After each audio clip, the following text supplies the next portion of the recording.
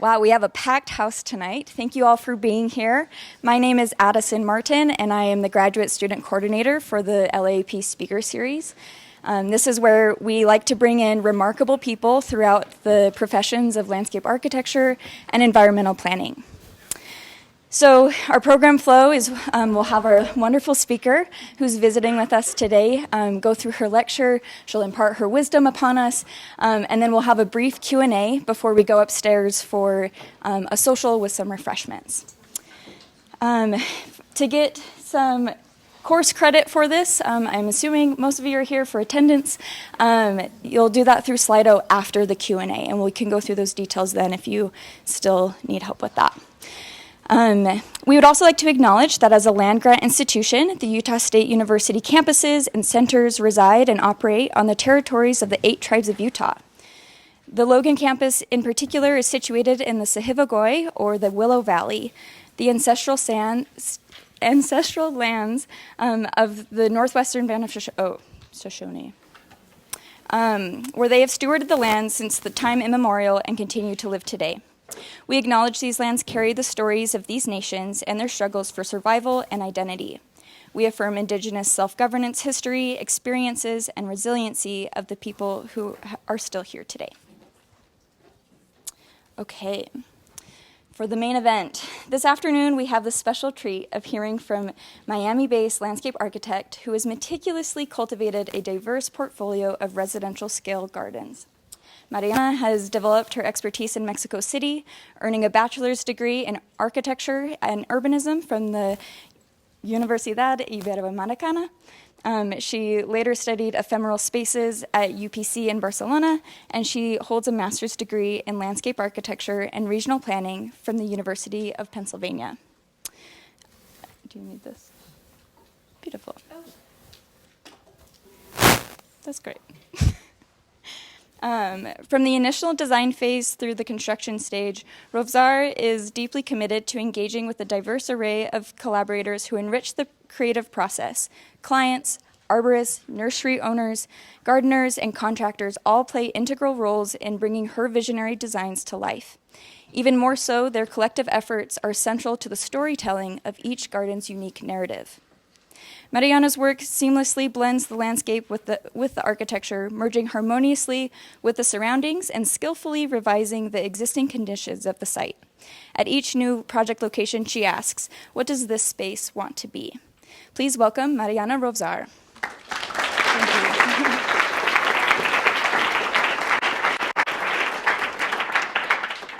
Hi, good afternoon, everyone. Thank you so much for coming to my lecture. Let me change the slide. It's truly an honor to be here today to share with you a collection of gardens that represent my journey as a landscape architect. One of the most important and interesting parts of this journey is how I got to be here today. And I will start by sharing a little bit of my story. So I started designing residential gardens 9 years ago as an opportunity to go back into the field of landscape architecture after my second daughter was 3 years old. And we relocated to Mexico City for a few years. So each garden has informed my practice in many ways. And the process of making a garden is very complex. So I've been learning the craft of making gardens at the same time that I've been raising my 2 daughters. So I approach every project as an opportunity to do something unique and something very special. My gardens are projects dedicated for the everyday life. I've also learned along the way that the garden is a temporary space that evolves and it's never finished. So I'm going to be sharing 3 stages of my life: undergrad, grad school, and my first job as a landscape architect. And I'm going to be sharing how those lessons reflect on my garden design. So I'm going to start with my undergrad.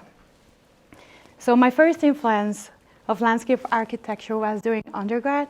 I had to, as part of the program in Mexico City, in architecture community service.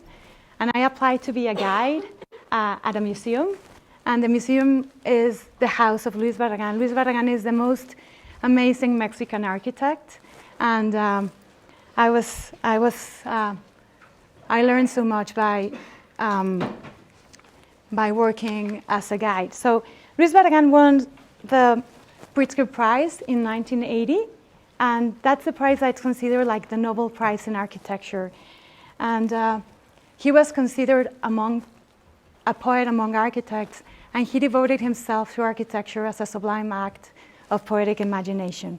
So these are two pictures of his house in Mexico City, and he designed this in 1945. And this house became protected by the UNESCO in 2004. It's considered an architecture masterpiece. So what I learned working as a guide is that Barragan wanted to create a design that embodied some way of inducting people into a reality that was different than the reality in which they began. So I was very surprised to find out, just to remember I was doing architecture school, to find out that Barragan designed and informed his architecture based on his love for garden design and garden history. So this was the first time that I came up with an architect that really celebrated nature. So at the same time that he was designing this house, which was the culmination of his journey, he was designing gardens. So he wanted to create gardens to address social needs and environmental needs. He wasn't interested in the picturesque. So he built this house like a garden. He wanted to protect the inner world from the chaos of the city and reduce the stress of the everyday life. All rooms looked into the garden, and this is a picture of the main living room. He wanted to create a window floor to ceiling to invite the outside into the inside. He wanted to blur the limits between the inside and the outside. His architecture celebrated what it was unique in search of local roots. So in other words, this was an architect that spoke like a landscape architect. He was in search of creating a sense of place, a sense of memory, a sense of history, a sense of craft. In his architecture, the notion of the past was ever present, and he wanted his architecture to show the passing of time, which this was very different to the contemporary architects of the time, which was like Le Corbusier, like everybody was doing like something like in a very functionalist way. So this experience of being a guide exposed me to the world of landscape architecture, and this was deeply moving because I saw and I understood that landscape architecture was the human side of architecture. And then I was so happy that I found what I wanted to do, that I continued to find out about landscape architecture.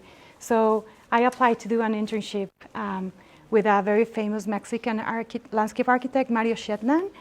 And to my surprise, I did the best internship ever. So as soon as I arrived to Mario's office, he told me that he wanted me to help him with the logistic of a studio that he was teaching at Harvard at that time. And I was still in undergrad school in architecture. So I helped him prepare all the logistics for his students' visit to Mexico City. And as soon as I met all the students, the way that I saw some of you this morning in your studios, I started conversations that I started to relate to more than the conversations that I related with my architect friends. So after that experience of the internship with Mario Shetland, I decided that I wanted to do a master's in landscape architecture. And I'm extremely grateful to Mario because he showed me the world of landscape architecture. So the first project of the garden that I'm going to show explores the concept of poetry and imagination. And you're going to see why I had to do this. So my first impression when I arrived to the site, it was that there was no connection to anything. It was like a leftover space.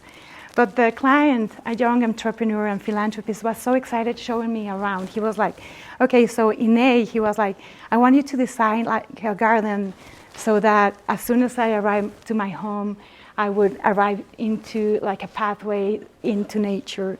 And then B, he was like, I want a koi pond.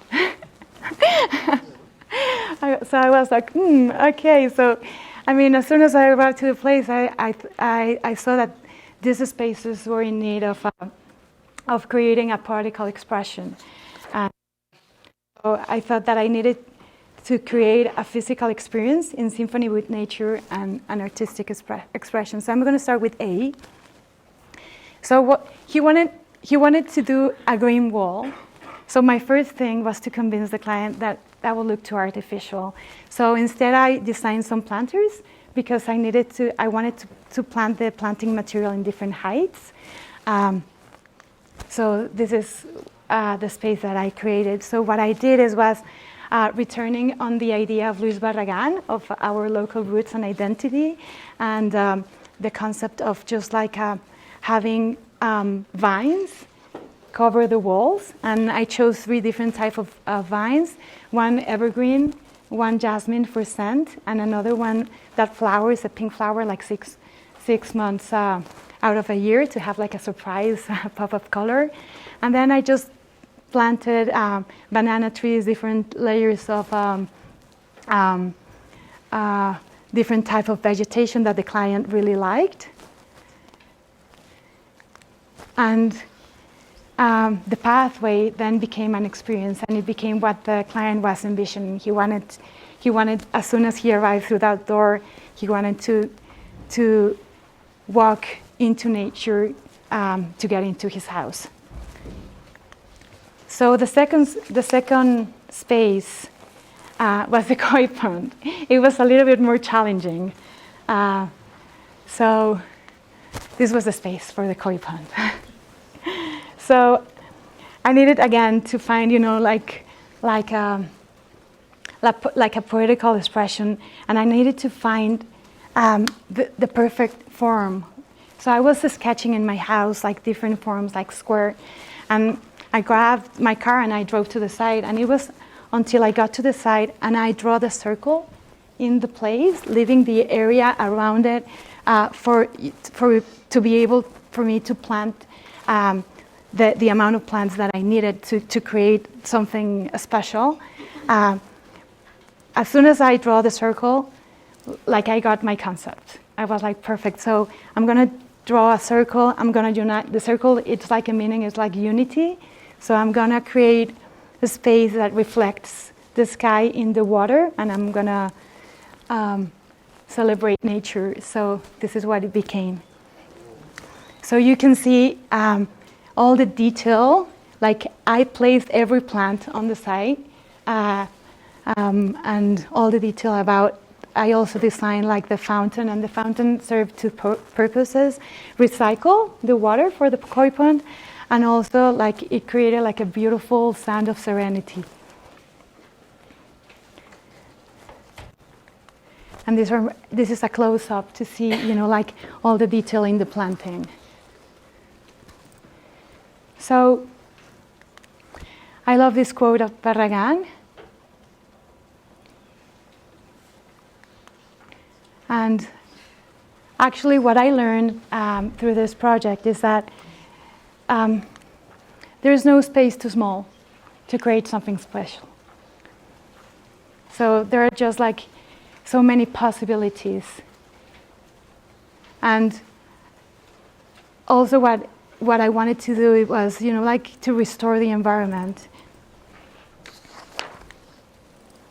The next project, it's also in Mexico City. And this is a roof terrace. So again, every time I go to the site, I have to find inspiration for my concept for the storytelling of my ideas. And when I was walking to this site, this is in a new area in Mexico City, that it's Santa Fe, which is like very new, and it doesn't have so much history as other areas in Mexico City. So I arrived to the site and I saw all these different materials just left unexposed, and I love just like to see the roughness of the materials, and then I love to see, you know, how the light entered, and then I saw just random vegetation trying to survive. And then I decided that my concept was gonna do just like expose materials instead of just covering them with something else. So these are the pictures of the site, and this is what it became. So what I did here is that I chose to leave the tezontle rock, which is this, exposed. The tezontle, it's like a great material for that has like a drainage component to it, and it's always used in Mexico as a filler, but it's hardly ever left exposed. So I left it exposed to create awareness, and then the client, the architect, did an architecture, but he used wood just like as an object of covering the facade, and I wanted to give another meaning to the wood. I wanted to create planters, something functional, and also the stepping stones to walk into this beautiful plain of native grasses with Mexican salvia. And this is how it blends with the architecture. And over here, I also designed just like a kitchen garden with some of Mexican medicinal plants. So this is an example of as a simple and low-cost materials to create a beautiful garden. So it doesn't have to be that expensive. And this is my process of making that garden. I wanted to show you the different layers. It's not just like that I like something. I study a lot before implementing everything. So I create a planting plan with dimensions. I create sections, and this is the study of what the planters want it to be. And this is the study across the kitchen garden. And all the time I'm thinking about budget and the amount of plants, so it's not just design, it's just thinking about the whole thing, how it's going to be implemented, and also convincing the client to do it. Then we go to my other phase of my education, and this is UPenn. So after finishing undergrad, I knew then that I wanted to advance my studies, and I got married, and my husband and I applied to UPenn, and we got accepted. And at UPenn, I was not only impressed by my professors, but also about the quality of my classmates. They were so committed to the field. And this is a picture of L'Oreal, and he was my favorite professor, and I took all his courses. So I took drawing class, where he taught us how to see. I took theory class, where we discussed different projects, and this is a picture of a studio in China. So Laurie was always addressing the idea that we needed to create something special. As when you give something special to someone, people will take care of it. So in his studio class, he also taught us that it's very important to learn about different cultures and to travel, and if you know the sequence of the steps that you have to take for design, you can work anywhere in the world. And so this project was really nice. It was in Chengde, a city outside Beijing, and I remember the concept that my team and I came together. It was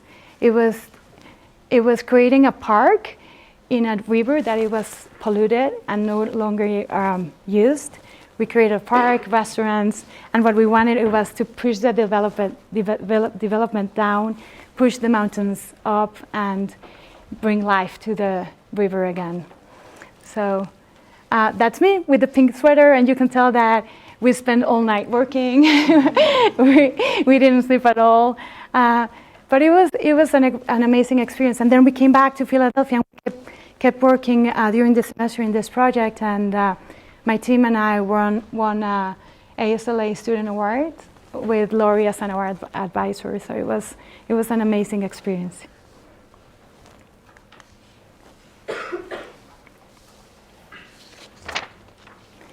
So this garden is also in Mexico City, but it's in a beautiful part called El Pedregal, which has more history. And as soon as I arrived to the site, I thought about, I continued to think about Laurie Olin's teachings. And he always told us that you have to think about 3 steps. You arrive to the site and you decide what are you leaving and what are you removing from the site. Then you decide what are you going to make more itself, like what are you going to edit, exaggerate, like landforms. And then you decide what are you going to bring into the site to make it more special. So what I wanted to do is like here in the back, it was like the highest point of the garden. So I wanted to sculpt it to make it even more important. And I started like planting plants from that area in Mexico City to restore the area and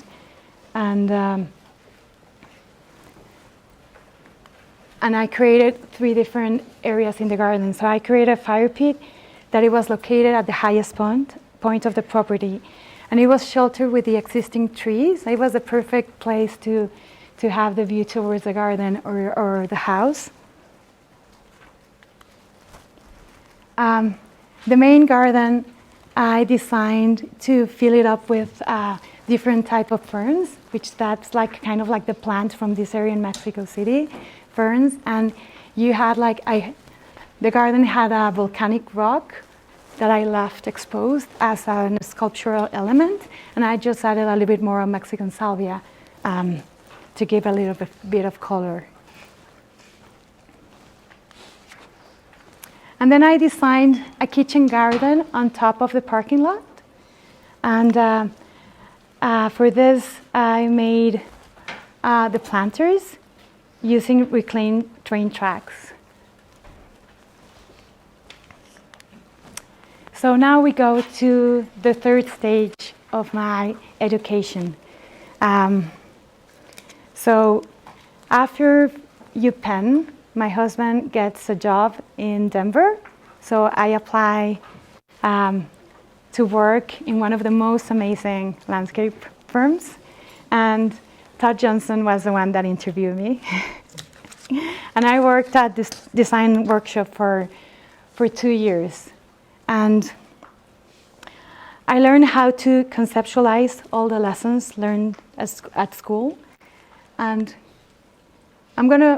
here was like, I learned the importance of engaging the client in development, a presentation for the client, because there's so much work involved in making a garden that you need to let the client know and show them all the different layers.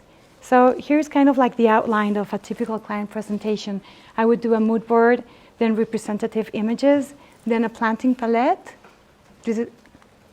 Then I would do diagrams just to make sure that the client knows the areas that I'm going to be working on in his garden. And right away, I do a conceptual section. Sometimes I find out that the clients are, like for them, it's like so hard to see plans and understand diagrams that right away I do sections to show them what I'm envisioning for the place. And then I create just like a schematic planting plan, and I'm going to be showing you pictures of the entry garden. So this site is in Miami, in a beautiful area where we have a lot of like oak trees. And I do like sections through different areas of the garden. And for this garden, it was like one of my first gardens in Miami. So I was learning about the vegetation. So it wasn't all natives, but it was kind of like 40% natives and 60% just like a beautiful tropical vegetation. So these are pictures of the main garden. And I wanted to create like different layers with textures and different colors of green to make this place blend with its surroundings. This is another picture of how I wanted to celebrate the oaks. And this is a picture of the installation. So you can see that we only have the oaks and everything else, the vegetation was brought to the site. And for every project that I work on, I create like a different team. And the team becomes my community. And so I work with landscape architects, with garden designers, with arborists, with nursery owners. And they all inform my practice. So I feel that the gardens it's a place that you can share knowledge to enrich your practice. And here we can see, I love to like to place the plants and give them like a really good structure so that the plants can grow in a good way. And I mean, compared to Mexico City, in Miami, I had a team of, I have teams of great landscape contractors and bigger trucks and bigger machinery. So the possibilities in the US are huge for garden design.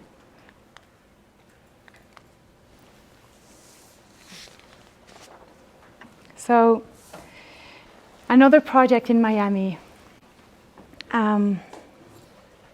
So with this project, I wanted to do all natives. And so I had to convince my client, and I had to create a story.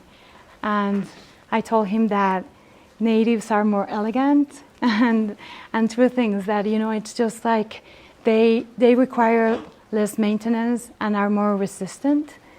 And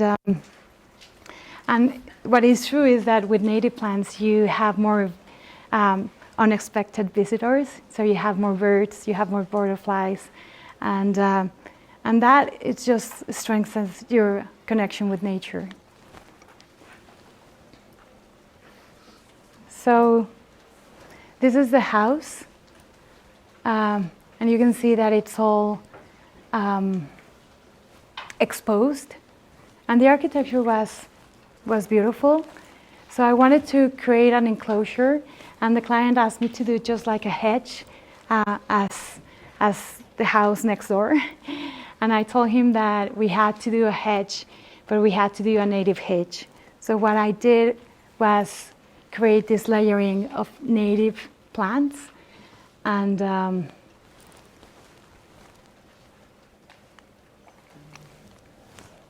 create this beautiful living mural of native plants. So I engage plants and ecology as a material practice. The material qualities of the plants themselves, their color, their scale, their size, and character, create and transform a space into a place.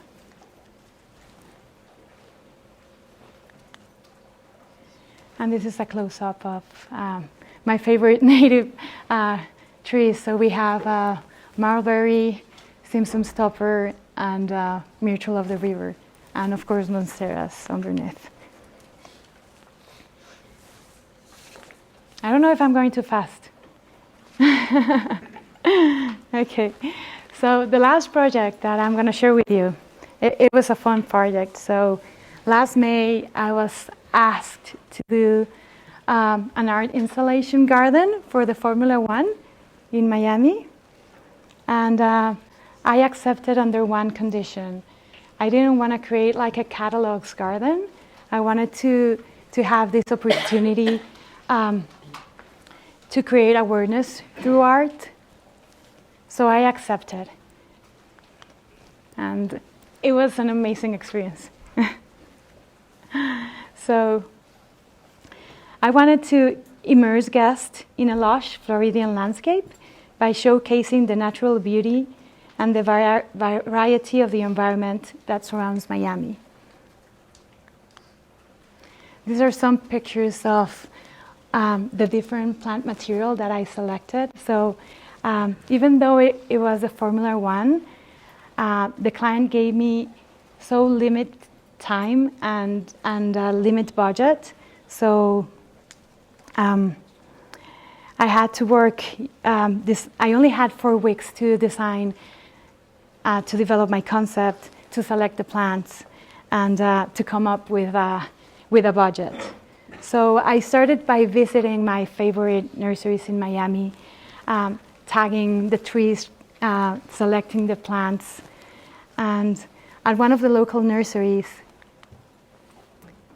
this is a picture, these are 2 pictures of the garden as well. But what I wanted to show you is that at some of the local nurseries, I saw these pieces of art. This is oolite. This is like a stone, like very, very characteristic of Florida. So I wanted to bring those stones into the garden. But of course, this brought like another challenge because they were like super heavy, like 1 ton each. So it required extra machinery. And we had, the time frame to get into the stadium, to download everything. We were not the most important players in that day. They were waiting for all like the Formula One cars to arrive. So they gave us like 7 a.m. to 9. And then we were trying to find, just like extra support with machinery around the site.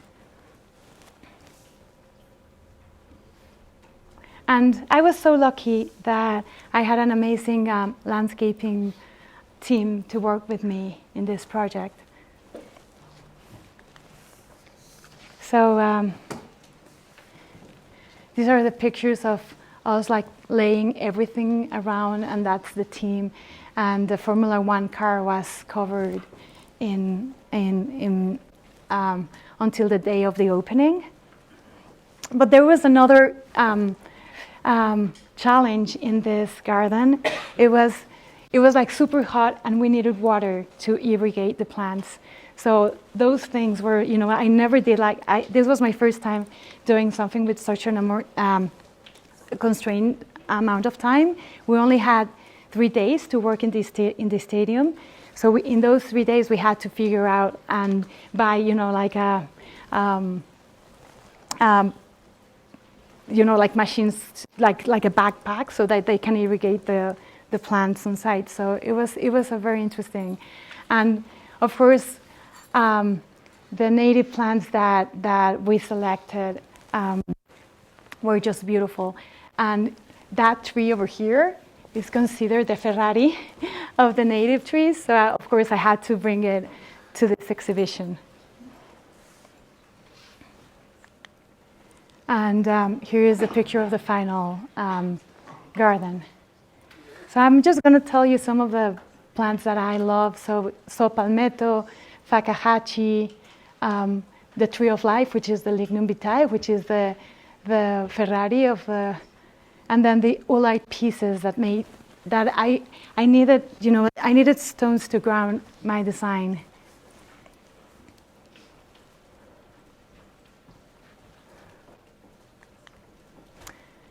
And these are other close-ups of the installation.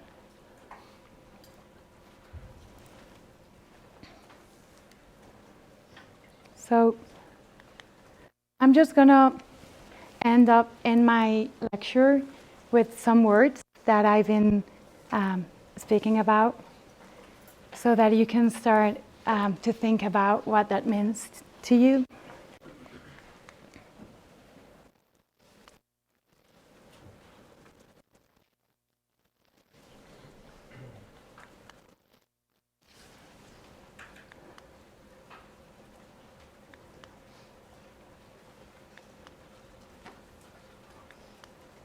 And I love this quote. So, the garden is your place and it depends on your dream. So, what is your dream? And I just want to share with you that I didn't know when I started designing my first garden that this was going to be a practice that I was going to enjoy so much. And it has given me another perspective of residential gardens, as I love to work with different layers of information. So I hope that you enjoyed my presentation.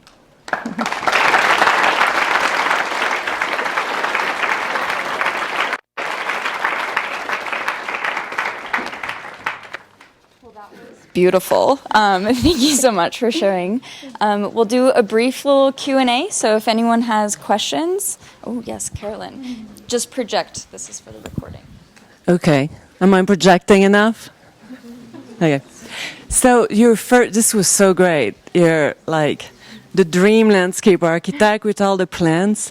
So the first project you talked about in Mexico, how do you bring so much lushness when the place look with so much shade? And then so how did you bring that so successful? So I chose some of shade, plants for shade. And I also love observing what, like when I drive through Mexico City, I started observing what was the vegetation that was surviving in different houses. So that informed what to plant in there. Yeah, really good question. Yeah. And also, good maintenance. Like my gardens don't mean anything if the clients don't take care of it. So part of my design is also informing the gardens or informing the clients of how to take care of the gardens. And I always tell them it's just like having a kid. If you don't put attention, this is a living material. This is a living thing. So it's very important for the clients to know that. And now I even have it under my contract as a liability. So that they have to understand, they have to listen that they have to take care of it. Mm-hmm. I'm curious. There were some really beautiful textures just woven into some of these gardens, and I'm curious what inspiration, visually, the resources that you have, things that inspire you, places that inspire you, what maybe those are. I think that's a really good question. So, actually, I think I'm just like the product of everything that I've seen in my life, and that I see gardens as kind of like an artist. So I see it, as creating like depth and different layers, not just like as one plant. So I don't know. I just and I put so much effort into choosing the plants. So I think that's another notion of being, a landscape architect. Is we really need to know how to use our plant material, and you only know by visiting nurseries, and by having the. Another thing that is great about residential design is that you can inform your design on site, and you can still change it and move it around. So I do a lot of that. So as soon as the plants arrive in the site, even though I have an idea and I have the plan, I decide at the last minute that I need to move things around. So I work kind of like an artist, and I'm there all the time. Like I don't just hand out my plans and give it to the landscape contractor. I'm on site the 2 weeks of the installation.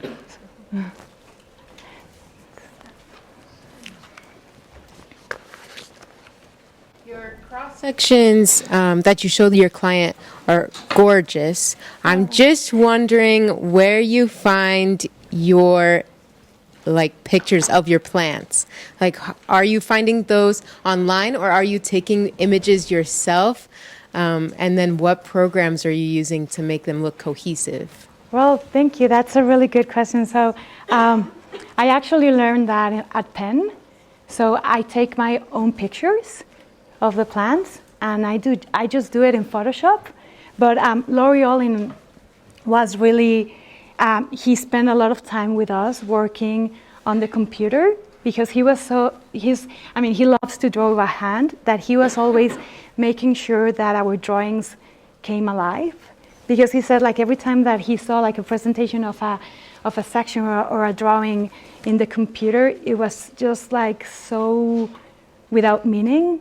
So he told us that was why his drawing class was so important. Like, for example, he told us that if you draw like a section through a public space and you don't have a human scale wearing something red, it doesn't look that natural, because like if you observe like in the open spaces, somebody is always wearing red, and that's what pops like the reality into your drawing. So I think it's just like observing and also spending. It's just Photoshop and working with the different. You can give. How do you say, like this depth and tones to the plants. Thanks. If you ever feel interested, you should totally make us a video tutorial on how to do that. My question is, you had the chance to work with some amazing people in the field and be influenced. Was that a very intentional thing, or did you find yourself just being in those hands? Kind of what was your process with that? Was it some of both? No, that's a great question. I think I was very lucky to have doors opening for me, and I always take what it opens, and I always take advantage of the opportunities. Don't let go anything. So, I mean, if I hadn't said yes to I don't know, to the opportunity of being a guide, and then learning about that amazing architect, and then learning about that, Luis Barragan was actually Mario Shetland's mentor. So it's kind of like a small chain. So it's just, I think it's just knocking on doors and looking for the opportunities. There is a saying in Spanish that it says that when the student is ready, the professor appears, shows up. So you just have to be ready all the time too.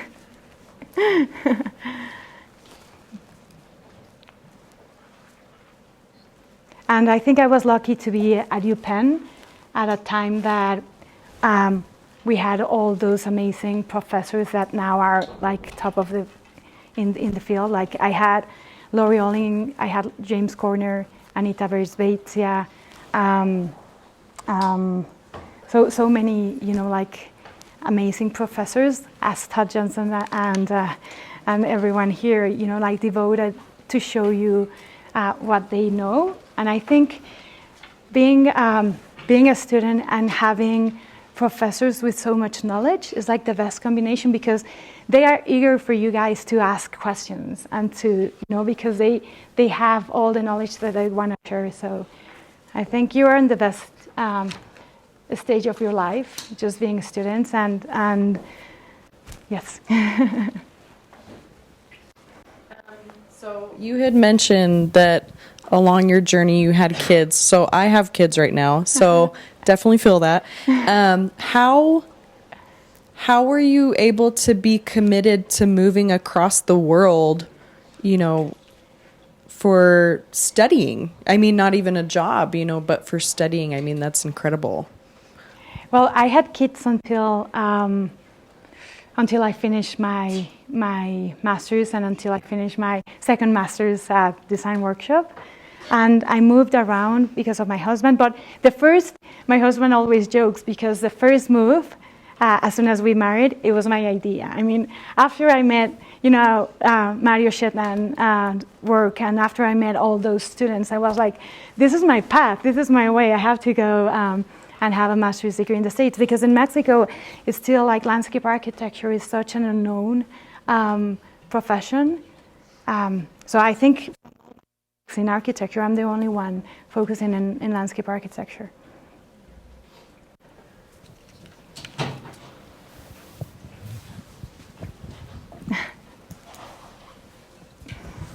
What techniques do you use to get your way?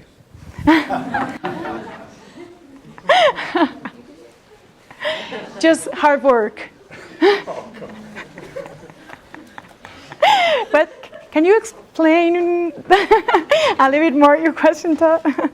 Well, you convince clients to do things like use native plants. And, I think it's obvious that you're quite charming.